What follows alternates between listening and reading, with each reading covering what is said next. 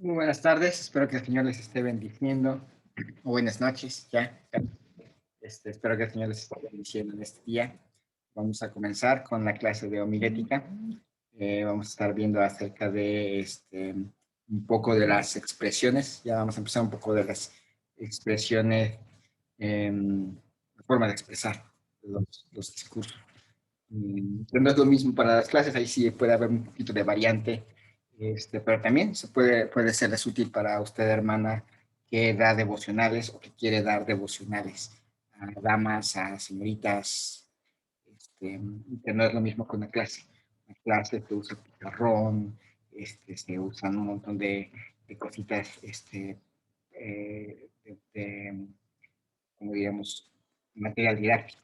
Y en un devocional no, es como una mini predicación, una enseñanza, que sí, también ya vimos que puede implicar este, preguntarles, hacer participar al grupo que se le está dando. Pues vamos a comenzar en esta tarde y vamos a orar. Señor y Dios, te doy gracias en esta tarde por la vida que nos concedes a todos nosotros. Gracias, Señor, por la posibilidad que tú nos das en Cristo Jesús de poderte servir y de hacerlo bien.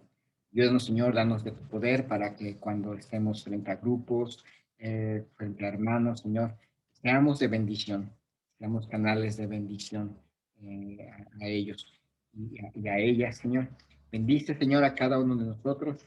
Danos, Señor, danos de tu sabiduría y de tu poder. Pido, Señor, tu bendición en esta clase, que sea útil, en el nombre de Cristo Jesús. Amén. Bien, eh, vamos a comenzar en la clase del día de hoy. Este, la elocuencia y la retórica es lo que vamos a estar viendo el día de, el día de hoy. Se llama retórica en un sentido general al arte de componer y pronunciar una buena pieza oratoria. Vemos allá abajo a un orador. Ustedes han visto que hay gente en la política, los vemos, gente que da discursos. Hay desde el que tiene una buena dicción y oratoria y está y todo el así, y hace un buen discurso. Hay otros que desespera oírles, no tienen buena, no, es muy monótono todo. Bueno, aquí es el arte de componer y pronunciar una buena pieza oratoria. Y no se preocupe, hermana, no se preocupe, hermano. Creo que la intención de este curso no es que salgamos así como que unos super oradores, pero bueno, más o menos nos da una idea de que es bueno a veces pensar un poco en cómo vamos a decir las cosas. En un sentido más particular se llama retórica a la elocuencia o elocuencia a la forma externa del sermón, que se obtiene mediante la selección de adecuada de imágenes, de frases reiteradas en formas diversas que dan amenidad y fuerza a las ideas. No nada más es la entonación, sino hay veces que es también la habilidad de dar imágenes, de presentar frases que se reiteran. Hemos visto, en primer lugar, en segundo lugar, hermanos, hemos visto y empezar a hacer énfasis sin caer en esa idea, bueno, a veces las frases reiteradas, eh, tenemos que frases reiteradas es ponerle hermanos a cada frase que decimos. Hermanos, hermanos no sé qué, hermanos no sé qué, hermanos no sé qué. Me acuerdo que había un predicador en un campamento que le contamos 135 veces la palabra hermanos durante todo su sermón.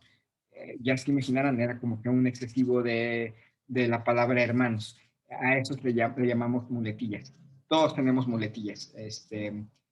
Ahí les encargo la tarea y van de encontrar cuál es mi muletilla. Hay una expresión que digo muy constantemente, una expresión que hago constantemente y que bueno, es la muletilla del hermano Eder. Pero bueno, no se trata de esa reiteración. La homilética, o sea, la buena ordenación del sermón, es útil y necesaria para la comprensión, la retención y la efectividad del mensaje. Lo que hemos visto es cómo ordenar nuestro material para presentarlo. Es importante llegar con material bien ordenadito. Ustedes han conocido a algún personaje que se presenta frente, y no necesariamente frente a un púlpito, pero se presenta y parece que nunca tiene un material ordenado. Parece que de repente empieza a picar aquí, empieza a picar allá, empieza a picar allá, y de repente está hablando una cosa, luego está hablando de otra, y luego se contradice no solamente dentro de su mismo discurso, sino en discursos anteriores. La razón es porque no tiene ordenado lo que va a decir. Y realmente sermonea, pero no tiene ordenado lo que va a decir. Es importante tener un orden, inclusive a la hora de ir a clase. Si va a ser una clase bíblica o una clase de niños, es importante ordenar lo que vamos a decir. Hacer nuestro bosquejito. Si va a ser una clase de niños, hacer un bosquejito pequeño para saber qué va a hacer. Yo sé, usan el librito y se ponen el librito y lo leen tantito y leen y ponen la imagen, luego leen tantito. Esa es una técnica, pero es muy mala. No es una buena opción para presentar una clase de niños, por ejemplo. Entonces es bueno tener su bosquejo. La homilética, como vemos, es muy necesaria, pero la homilética, por referirse tan solo al contenido básico, al esqueleto del sermón, es seca en sí misma. Si yo tengo mi bosquejo, en sí nada más es como tener un apunte. Si leo mi bosquejo, voy a tener problemas. Se va a oír así como que, entonces tengo que aprender a usar figuras de lenguaje, tengo que aprender a desarrollar, tenemos que aprender a desarrollar estilo. Y obviamente cada uno tiene su estilo. En verdad, yo he visto, si ustedes ven, el hermano, los hermanos que predicamos, cada uno tiene su estilo. También van a encontrar que en algunas escuelas bíblicas, todos tienen el mismo estilo. Hay una cadena de predicadores donde todos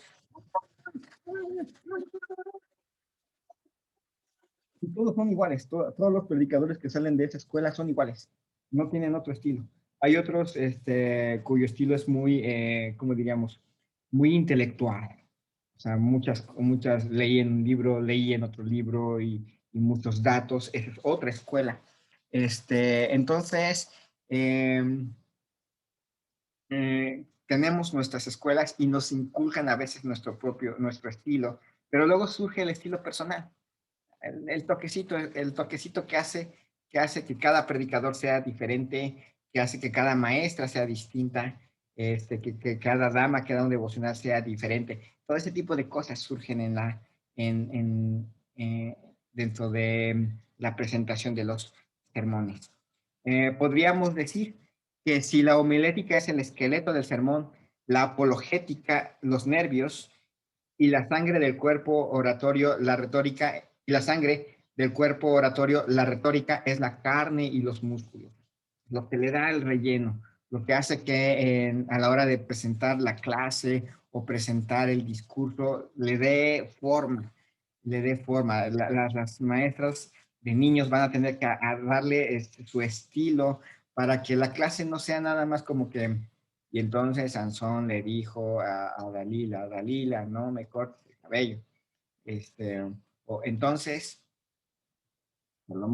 Sansón le dijo a Dalila, y nos recuerda a ese muñequito que sale en los memes que es muy lento. Debe haber, también hay que tener cuidado que no salgan diciendo, debe haber dicho cosas muy profundas porque no ha entendido ni una palabra de su sermón. Hacerlo tan complicado y que después la gente salga como que, ¿y qué? ¿Y eso qué tiene que ver con la Navidad? No le entendí nada. Ni hacerlo tan simple que la gente no le halle gusto a lo que estamos diciendo, como hacerle en el sentido de, lo dijo, bueno, por lo menos pronunció bien.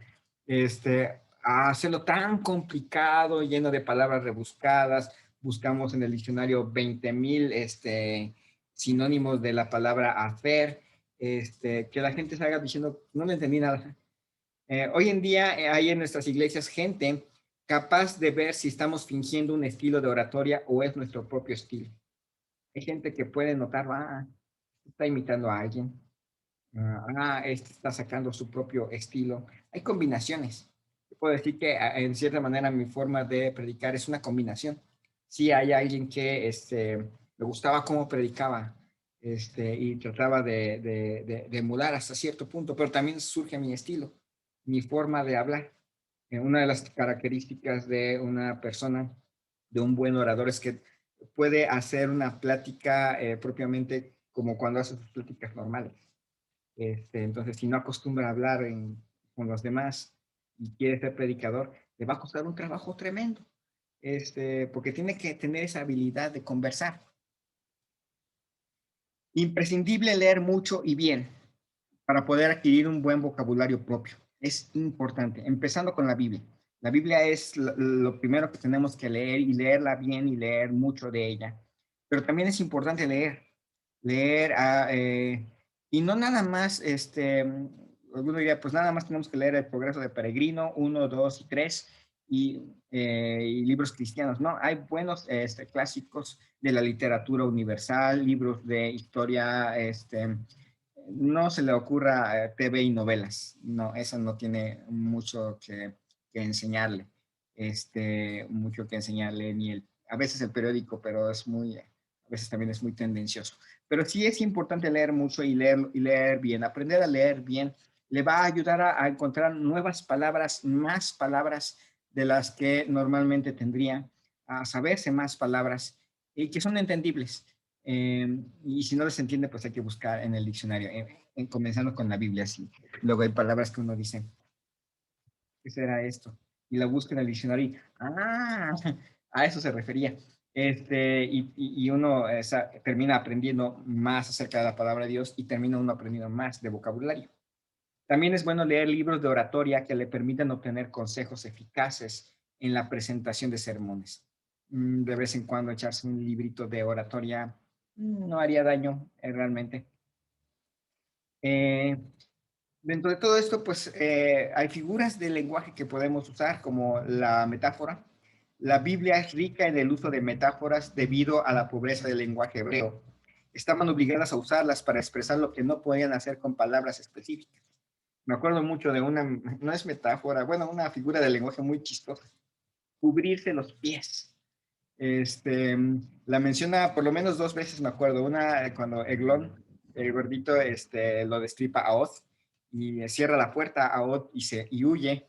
Y la gente, sus subalternos de Eglón se quedan afuera pensando que estaba cubriéndose los pies y no entran hasta que ya se les hace raro que mucho tiempo para que se ande cubriendo los pies y entran y lo encuentran muerto. En otra ocasión entra Saúl a una cueva y específicamente dice que entra a cubrirse los pies y entra a cubrirse los pies y ahí mientras está cubriéndose los pies llega David y corta un pedazo de su manto mientras Saúl está cubriéndose los pies. Y ya está cubriéndose los pies. Bueno, es una expresión que significa fue al baño. Entonces, Eglón la gente estaba, no, pues no podemos entrar porque el rey Eglón está haciendo el baño. Y cuando dijeron, ya es mucho para que esté haciendo el baño, y entran y lo encuentran muerto. Saúl entró al baño y mientras estaba haciendo del baño, David llegó y le cortó un pedazo del manto. Pero bueno, son figuras de lenguaje que se usan porque el hebreo no es tan amplio como el griego, por ejemplo, que es mucho más amplio, o el español, que es también en palabras más amplio.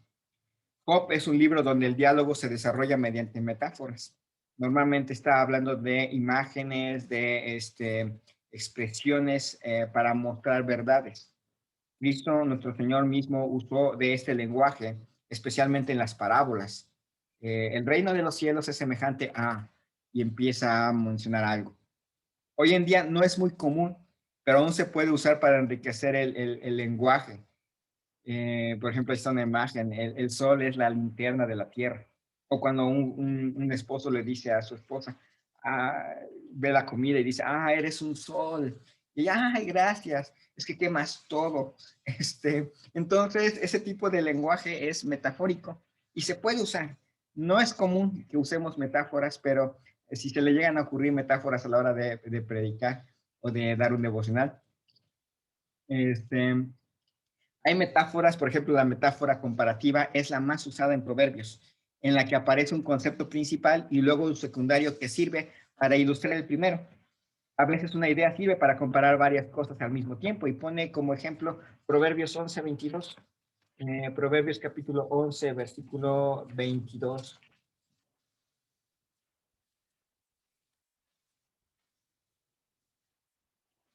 Dice así, Proverbios 11, 22. Como zarcillo de oro en el hocico de un cerdo, es la mujer hermosa y apartada de razón. Se comparan dos cosas. ¿A qué se parece una mujer hermosa y apartada de la razón? Eh, a un cerdo, al zarcillo de oro en el hocico de un cerdo.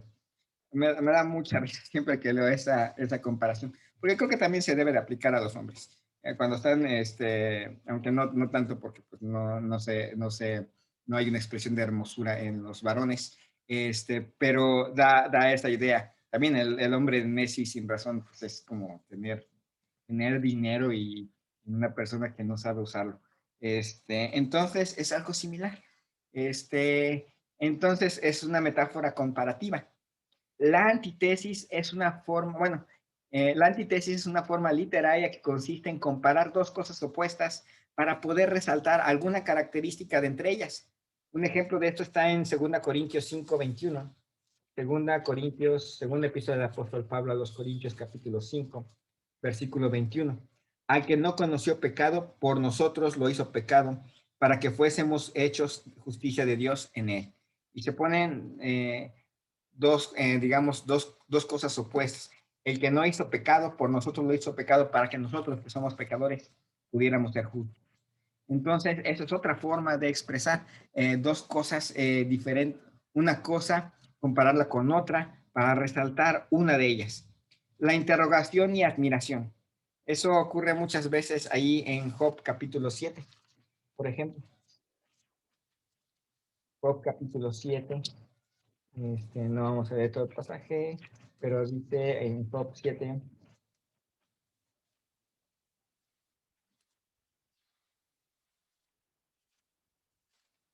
versículo 17. ¿Qué es el hombre para que lo engrandezcas y para que pongas sobre él tu corazón y lo vistas sobre todas las montañas y lo visites todas las mañanas y todos los momentos lo pruebes? ¿Hasta cuándo no apartarás de mí tu mirada y no me soltarás siquiera hasta que que trague mi saliva? Si he pecado, ¿qué puedo hacerte a ti, oh guarda de los hombres? ¿Por qué me pones por blanco tuyo hasta convertirme en una carga para mí mismo? ¿Y por qué no quitas mi rebelión y perdonas mi iniquidad? Alguna vez lo llega a usar Pablo diciendo, ¿qué pues diremos a esto? Si Dios es con nosotros, ¿quién contra nosotros? Son frases que podemos usar. ¿Y qué más podemos decir, hermano? Y anotar una frase, pero no podemos hacerlo abusando de ese estilo de hacer preguntas y preguntas hasta volverlo vulgar. Lo mismo va a pasar con la antítesis y la metáfora comparativa. Hay figuras de reiteración. Ahorita vamos a ver más o menos qué es eso. Es una figura muy usada en la Biblia y entre buenos predicadores, siempre cuando tenga motivo de ser. Se debe buscar el sinónimo adecuado para que la idea sea rica. Por ejemplo, una figura de reiteración al comienzo de una cláusula, al comienzo de una oración se hace una figura de reiteración. Ahorita vamos a ver los ejemplos. Hay reiteración al final de los periodos. La frase final redondea y concluye el párrafo y expresa la aplicación original. Al principio y al final de los periodos. Es muy rara, pero se puede usar. Por ejemplo, ¿quién quitó la vida a su propia madre? ¿No fue Nerón? ¿Quién hizo expirar con veneno a su maestro? El mismo Nerón. ¿Quién hizo llorar a la humanidad? Solo Nerón. Y esa es una frase, un ejemplo reiterativo. Oh noche que guiaste, oh noche amable más que la alborada, oh noche que juntaste. Eh, Salid fuera sin duelo, salid sin duelo, lágrimas corriendo. Temprano levantó la muerte el vuelo, temprano madrugó la madrugada, temprano estás rondando por el suelo. No perdono a la muerte enamorada, no perdono a la vida desatenta, no perdono a la tierra ni a la nada. Esas son figuras reiterativas. ¿Quién lo soñará? ¿Quién lo sintiera? ¿Quién se atreviera? La niña no ríe, la niña no llora. Mientras las ondas de la luz al beso palpitan encendidas, mientras el sol las desgarradas nubes del fuego lloro visita, mientras el aire en su regazo llueve perfumes y armonías, mientras haya en el mundo primavera, habrá poesía. Esas son las figuras reiterativas, a eso me refería. Y va a parecer que está diciendo un poema allá en el púlpito o allá en su clase, pero esa es una forma de expresión muy bonita. Comenzar con una frase con la palabra o idea que terminó con la anterior es otra forma reiterativa. Dice precisamente por eso, esfuércense por añadir a su fe virtud, a su virtud entendimiento, al entendimiento dominio propio, al dominio propio constancia, a la constancia devoción a Dios, a la devoción a Dios afecto fraternal y al afecto fraternal amor. Esa es otra forma de expresión que se expresa mucho, se usa también en la Biblia. La relación entre la homilética y la elocuencia. A veces parece que la homilética, que es la forma de hacer nuestros sermones, se opone a la elocuencia porque marca un sendero que el predicador debe seguir. Usted pone su esqueleto de lo que va a hacer su bosquejito y le marca el camino. La homilética le permite al predicador, a la maestra, al que va a dar el devocional, ponerle orden a lo que va a decir. Eso es todo lo que hace la homilética. Lo que hemos estado viendo es que es importante ponerle orden. No seguir los consejos de la homilética produce sermones difíciles de seguir por el enorme cambio de ideas. Si usted no pone un bosquejito que le ayude a saber qué va a decir, va a terminar como ese personaje que se sube enfrente al público y como no tiene un bosquejo definido, va disparando de una idea a otra idea y puede hasta terminar traicionándose a sí mismo. Pero tampoco puede quedar un esqueleto sin carne, sería algo insufrible. Si yo llego con mi hojita y nada más la leo, mmm, no van a, bueno, aparte sí va a ser rápido, en 5 minutos termino el sermón, pero no le van a encontrar sabor. En América Latina abundan mucho los predicadores del primer error. Somos una raza habladora, dice el que me dio el curso. Y hablamos mucho. Abundan mucho los predicadores que no van, que van sin homiléticas. Abundan mucho los predicadores que van sin, o quienes enseñan que van sin un bosquejo claro. Abundan mucho. Y el resultado es que hablamos de más. Luego, cuando no se tiene un bosquejo y decimos lo primero que se nos viene a la mente, metemos la pata. Podemos meter seriamente la pata y decir algo que no venía con respeto al sermón y que fue tan gracioso tal vez que se quedó en la mente de la persona y olvidó el sermón por estar pensando en esa idea que fue dicha sin sentido. Y hay veces que precisamente como no se tiene sentido, no se tiene una línea de qué es lo que se va a decir, el resultado es catastrófico. El discurso oratorio es un arte de buena proporción. Hay que saber proporcionar los puntos. No es bueno detenerse o apresurarse con tal de acabar. Hay que aprender a distribuir el tiempo. Se hace el bosquejo y ahí mismo se ve, ahí mismo a la hora del bosquejo se ve, híjole, no voy a aventar mucho tiempo en algo, entonces voy a tener que restarle aquí para no hacerlo que vamos así, y de repente, ya voy 40 minutos y me falta la mitad y pum, aviento todo el sermón de golpe, el resto. No se hace así. La oratoria es el arte de la buena proporción y hacer el bosquejo nos ayuda a tener una buena proporción. Y bueno, hemos terminado. Esta es una clase relativamente corta, pero espero que les haya servido. Es sobre cómo expresar. Aún así, usar las figuras más bien no cómo expresarse, es usar figuras a la hora de hablar. Hablar con elocuencia. Ya tiene su bosquejito. Ahora hablar con sentido, hablar usando frases bonitas. Es importante, es bueno de vez en cuando agarre su estilo, pero sobre todo prepárese. Bueno, con esto terminamos la clase del día de hoy. Nos estamos viendo primero Dios el próximo viernes, si Dios lo permite, y pues hasta la próxima. Señor y Dios, te doy gracias en este día por la vida que nos concedes. Te pido, Señor, tu bendición para cada uno de nosotros. Que tú trabajes en nuestras vidas, nos fortalezcas. Padre, que nos ayudes a presentar de una manera eficaz tu palabra. Siempre recordando que es tu Santo Espíritu llenándonos lo que hace que tu palabra realmente tenga efecto duradero. Pero Padre, en la medida de lo posible, mientras podamos, Señor, Ayúdanos a prepararnos para hacerlo de una manera efectiva, sea en la predicación, sea en la impartición de devocionales, enseñanzas bíblicas, clases de niños, Señor, que sea de utilidad. Pido esto en el nombre de Cristo Jesús. Amén. Bueno, que el Señor les bendiga grandemente y primero Dios nos vemos el próximo viernes.